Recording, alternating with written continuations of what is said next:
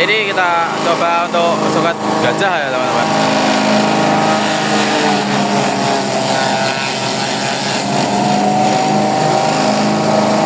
Langsung kayak gini, langsung dulu ya.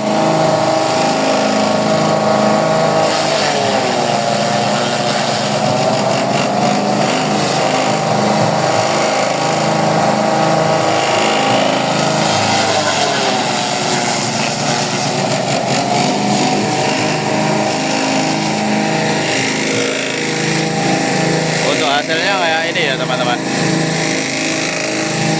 Ini untuk silase pas. Selanjutnya tebet jagung.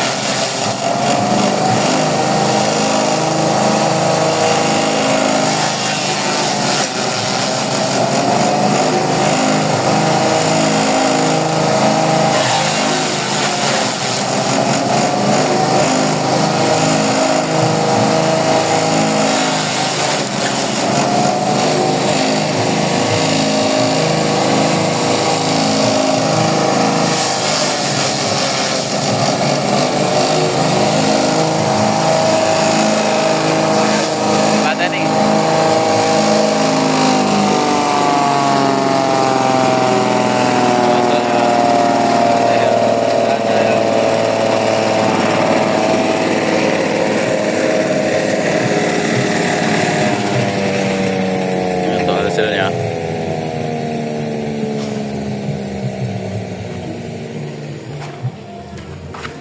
yang pucuk-pucuknya.